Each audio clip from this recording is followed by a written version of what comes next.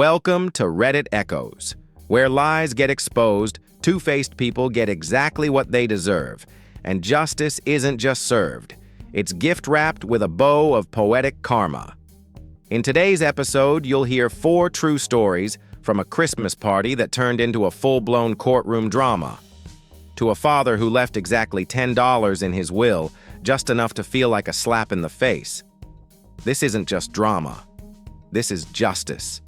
And sometimes, it's karma served ice-cold exactly how it should be. Story 1. The Christmas Feud he slept with a donkey. I'm the narrator today, but this time the story isn't mine. It belongs to my family. A scandalous secret that many of my relatives are still trying to bury, even now. My mom grew up in a small coastal town, the kind where people still believe in superstitions, old wives' tales, and some filthy legends I never thought could be true. She left that place when she married my dad, but her 2 sisters stayed. Each had a son, Alex, from my youngest aunt, and Steve from the eldest. They both went to college in the same city. That's the only thing they had in common. Alex was the creative one. He studied art and came out as gay after 2 semesters. Steve was the complete opposite. Studied STEM, obsessed with real man culture, the toxic kind, sexist, controlling, and deeply homophobic. They hated each other. And I'm not exaggerating. Now everyone in the family with social media already knew about Alex's sexuality, but no one ever said it out loud, especially not in front of Grandma or Alex's parents. So when Christmas 2017 rolled around and the whole family gathered at Grandma's old house, no one expected that night to be the last time we were still a normal family. That night, Steve drank. A lot. Enough to unleash the monster inside him. He stumbled across the room right up to where Alex was standing on the dance floor in front of Grandma relatives and his own girlfriend, a city girl who had no idea what horrors our hometown could hold. And he shouted, "Hey, Alex, where's your girlfriend, huh? Oh, right, you don't have one, wanna know why? Because you're a fucking FG. A fake woman?" The room turned to stone. The music stopped. Grandma stood frozen. Alex's mom was too shocked to speak, but Alex, stunned, at first fired back with something that to this day no one in our family has ever been able to forget. At least I sleep with humans. What about you? Don't forget your first love was the neighbor's donkey. Remember when you asked me to try it together with you? The dance floor exploded, literally. Steve's girlfriend puked right there on the floor and started sobbing like she'd been possessed. Grandma fainted. Aunt started screaming. Relatives rushed in to break up the chaos. It was a brawl, a breakdown, a funeral for Steve's dignity. Why did Alex's words hit so hard? Because in that hometown, there's an old legend that horny teenage boys in the absence of human partners would experiment with donkeys. It sounds insane, but if you've lived there long enough, you know where there's smoke, there's fire. And in this case, that fire scorched Steve's entire future. From that moment on, Steve became the topic on campus. His ex-girlfriend spread the story to friends, to family. The tale went viral like a plague. They called him Donkey Lover. The memes were brutal. The internet that he once used to bully others now swallowed him whole. He dropped out, fled home, opened a tiny bar in town, married a local girl, fast, probably hoping to bury his past. Alex. He walked away clean. The story was so outrageous, so humiliating, that no one dared mention his sexuality again. He finished college, became a designer, moved to the city, lived freely. Even Grandma, a devout Catholic, adored him the most. Since that Christmas night, the whole family made an unspoken agreement to forget. We still gather for holidays, still sit at that same old table, still raise our glasses with fake smiles. But no one ever mentions Christmas of 2017, except me. I chose to share this story because sometimes the truth refuses to stay buried. Sometimes a ridiculous story about a drunk guy and a donkey becomes the most powerful lesson about homophobia, toxic masculinity, and judgmental ignorance. As for Steve, he once tried to say, "I can explain." But let's be honest, who could ever explain that? And that might just be the wildest story we've ever told on Reddit Echoes, where truth and revenge collide in the most unexpected ways. Think this is the peak of humiliation? Think again. We've got more jaw-dropping chaos coming in the next episodes. Don't forget to hit like if you think this story deserves a standing ovation. Drop a comment. Are you Team Alex, or do you think he went too far?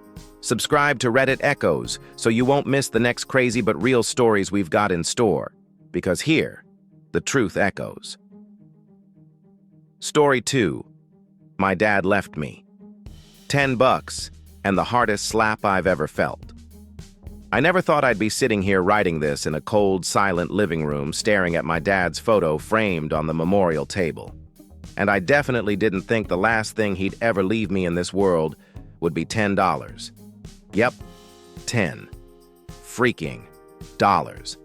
Not a typo, not a clerical error.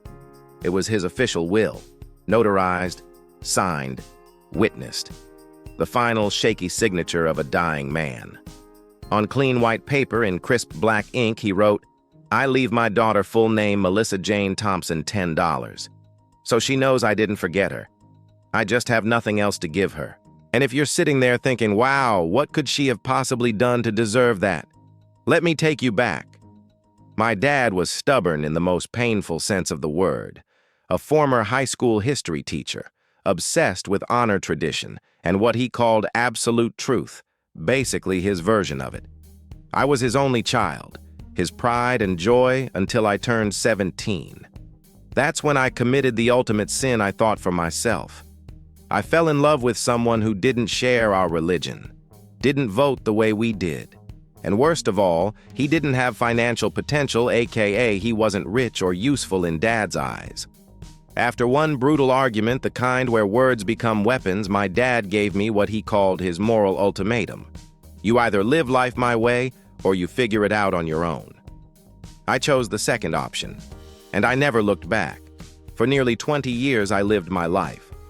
Waitressed, studied at night, applied for scholarships. I wasn't wealthy, but I was free. I married the man my father banned me from seeing. We had 2 kids. We built a quiet, happy life on our own terms. And through the years, I still tried. Sent birthday cards, called on holidays. Every time mail returned. Calls unanswered. Eventually, I stopped trying. Then came the diagnosis, liver cancer. Terminal. My relatives called me, "Melissa, he's fading. You should come." And I did. I sat by his bed. I held his hand. I didn't ask for forgiveness. I didn't expect a miracle. All I wanted was to be acknowledged as his daughter. He looked at me with empty eyes, then turned away. 3 days later, he died. The funeral felt more like a military drill than a goodbye. Brief, cold, silent. But the real slap came later when the lawyer read the will. To my daughter Melissa, $10, not to support her, but to remind her she is still a part of me, even if only as a scar. The rest, about $450,000, went to his church, a scholarship fund in his name, and 2 grandnephews he had never even met. I didn't speak. No one did. But inside my head, a tsunami of rage and heartbreak. What kind of father does that $10? As a final insult, a financial middle finger. Not because I asked for money I never did. All I ever wanted was to be seen, to be loved, to be called daughter. And now that hope was buried, along with him, in a grave and in 10 wrinkled bucks. So I laughed. Right there in the middle of the reading, I burst out laughing like someone who just snapped. My relatives looked at me like I'd lost it. But the truth is, I'd just woken up from a 20-year dream of hoping he'd ever change. I pulled out my phone and texted my husband, "Babe, my dad left me $10. Thinking Taco Bell tonight." Then I stood, took the will, and turned to the lawyer.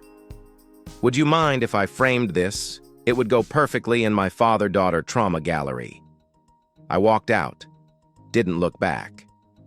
But on the way home, I stopped at a gift shop, bought a wooden frame, labeled it "My Father's Final Inheritance," and slipped the $10 bill inside. It now hangs in my office. Right beneath it, a sticky note that says, "I'm worth more than this."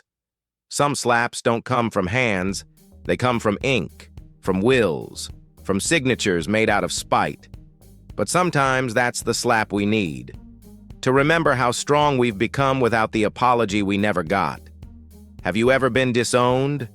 Not with words, but with silence or gestures like this. Share your story in the comments. If this story shocked you, moved you, or made you think, don't forget to like, comment, and subscribe to Reddit Echoes, where true stories make you laugh, cry, and finally speak for yourself. Because here, we don't whisper our truth, we echo it. Story 3, I'm bisexual, and my revenge made sure. My ex couldn't show his face again. I'm a 25-year-old guy. I'm bisexual. That's never been a problem for me. But for my ex-boyfriend, it was a massive issue. We met during my last year of college. He was 3 years older, educated, handsome, charming, the kind of smile that makes you forget he's also a condescending piece of garbage. At first, I thought, oh, maybe he's just a little overconfident. But a few months in that confidence turned into something else. Control, judgment, internalized homophobia wrapped in fake woke Instagram quotes. He started saying things like, you shouldn't tell your friends you're bi. They'll think you're not loyal, or if you've been with women before. That's just gross. I tried to explain that being bi doesn't mean I sleep with anything that walks. But you know the type. He only hears what he wants to hear. Slowly, I began to feel like I was trapped in some emotionally abusive modern-day prison. All that was missing were handcuffs, and not the fun kind. Then came the final straw. He read my journal, my locked, hidden, tucked on a shelf private journal, the one I used to process my feelings, my doubts, my confusion. He found a page where I questioned whether I still loved him. A few days later, he sat me down and said, cold as ice, if you're unsure, let's just break up. I don't have time for someone who hasn't found themselves. And just like that, he dumped me. No discussion, no compassion, just the classic I'm better than you, so you're dismissed energy. I cried, I spiraled, and then I snapped. I didn't just want to move on, I wanted to win. Not in a petty way. In a poetic justice, cinematic karma, you're about to choke on your own cruelty kind of way. Phase 1. Use his vanity against him. He lived for social media, self-proclaimed influencer, endless brunch pics, latte art, and fake deep captions like, be kind to yourself. Love wins. Meanwhile, he once made me delete photos with female friends because they made him feel weird. So I made a fake Instagram account. Clean, curated, masculine aesthetic, mysterious but approachable. Then I targeted his friends, the ones he trusted most. One by one, I slid into their comments, their DMs. Nothing sleazy, just intriguing. 3 of them responded. One of them, let's call him Ethan, even asked me out. I declined. But I left just enough breadcrumbs to make Ethan think there was something there. And I knew. Word would get around. Phase 2. Burn the house at the art show. He had an upcoming gallery show his life's work, a tiny art space downtown. He invited everyone, friends, co-workers, his new boyfriend, who by the way looked 70% like me. Guess I'm his type, or maybe just his unresolved trauma. So I made a mini zine, a sleek, professional-looking art booklet titled something like Fragments of Queer Love, a memoir in screenshots. Inside, screenshots of our old texts, quotes from him mocking bisexuality, even a recorded transcript of him saying being bi is just a pit stop to gay or straight. 50 printed copies. I carefully dropped them among his brochures and thank you cards at the gallery. Phase 3. Watch the fire spread I attended. dressed in neutral tones, stayed in the back, sipped wine while he described a photo of a broken chair as fractured intimacy. Then, the zines got picked up. 1, then 2, then 10. I heard someone say, "Wait, this kind of sounds like you." Another voice, "Did you really say bi people are fake?" His face went white, then red, then purple like a broken traffic light in emotional meltdown. His new boyfriend picked up a copy, skimmed it, and slammed it down on a table. Didn't say a word, just walked out. I didn't smile. I didn't walk up and say it was me. I just sipped my wine and left, letting his little kingdom collapse under the gallery lights. Aftermath. He lost over 6,000 followers in 2 weeks. A big LGBTQ-friendly fashion brand canceled a collab. Friends ghosted him. New boyfriend blocked him everywhere without even asking questions. As for me, no. I'm not happy he suffered. But I'm glad the world finally saw who he really was. The boy he once mocked for being uncertain was the one who showed him what truth really looks like. Not everyone gets to live out their truth. But if someone tries to shame you for it, sometimes revenge is the only way to take your truth back and hand it to them like a mirror. Ever met someone like him, polished on the outside, rotten all the way through? Drop your stories below. And if this one hit a nerve hit, leave a comment and subscribe to Reddit Echoes, where real stories echo louder than lies. Because here we don't just clap back, we tell the whole damn story. Story 4. I married the lead actress in the movie called My Life. I'm a 31-year-old guy. And up until a few months ago, I truly believed I had married a good woman. Not perfect, sure, but caring, supportive, thoughtful. Let's call her Lana. She was the type to bake banana bread on weekends, vacuum the house when she was stressed, and had that trustworthy look that made everyone around her feel safe. Too trustworthy in hindsight. Because what I didn't know was, I wasn't married to a sweet family-oriented woman. I was married to a full-time actress, just one without a stage. So instead, she turned my life into her theater. It all started with a text. I was in the middle of work when she messaged, "I'm having a panic attack. I can't breathe. Please don't call. Just text." I freaked out, canceled all meetings, rushed home like my life depended on it. And there she was, curled up in a corner, glassy-eyed, shaking like she'd just witnessed a war crime. She whispered, "I can't go to work anymore. I'm scared to even leave the house." I didn't question it. Not even once. I held her. I got her into therapy, signed her up for CBT, canceled our vacation because she said unfamiliar places triggered her anxiety. 3 months later, she officially quit her job. I became the sole income earner, and I didn't complain because I loved her. I thought I was helping the woman I loved out of a dark psychological pit. But then, the cracks started to show. One day I opened Netflix on her iPad, ready to binge Breaking Bad. But instead of the show, I saw her recent search history filled with videos like how to fake mental illness to get medical leave. I paused, felt the dread crawl up my spine. I started paying attention. She had no problem answering the door for online deliveries. No hesitation going to grab Starbucks. Somehow she was too sick for therapy appointments, but perfectly fine when it came to a $7 oat milk latte. What she didn't know was we had a front door security cam. And I saw her, laughing with her friends, going out to bars twice while I thought she was healing through art therapy. And then came the smoking gun Facebook. One night I stumbled on an old post she made in a private women's group just before her whole breakdown began.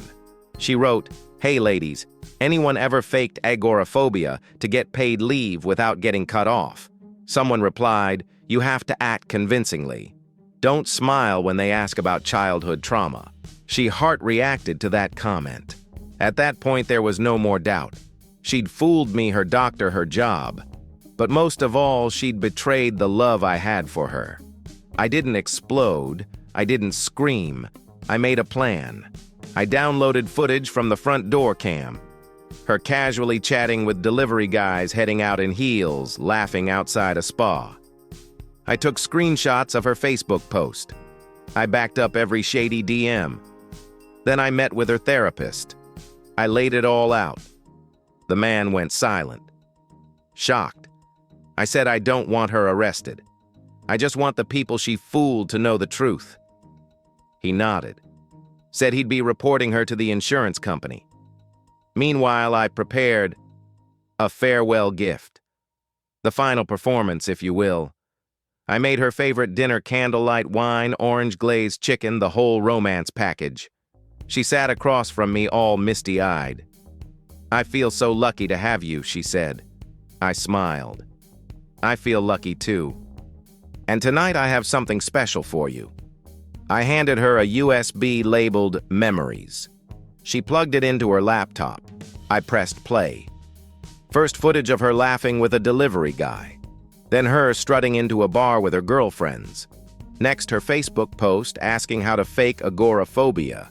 And finally, a screenshot of my bank account, $7,200 gone, supposedly for chakra energy healing. In reality, a luxury trip to Dalat with her girl gang. She froze, face stiff, couldn't even blink. I said, Lana, here's the deal. You sign the divorce papers, you move out of this apartment, and you keep your mouth shut. Or, I post all of this in your family group chat, your former company Slack, and every healing community you conned. She chose wisely. She left 2 days later. No drama, no tears, no candles, no banana bread. And me, I didn't feel triumphant. I didn't feel smug. I just felt free. Like I'd finally walked out of the prison she'd built brick by brick using my own love as mortar. Sometimes the person deceiving you isn't hiding outside. They're lying beside you in bed night after night. True love isn't just about trust. It's about knowing when someone has crossed the line. Have you ever been in a relationship with someone who was performing a role the entire time? Drop your story in the comments. I want to hear it. And if this story made you angry, laugh, or feel way too seen, smash that like button and subscribe to Reddit Echoes, where real stories are told without filters and truth always finds a way to echo back. See you in the next one. And that's a wrap for today, a roller coaster of tears, betrayal, and revenge so satisfying, you'll want to give a standing ovation in your living room.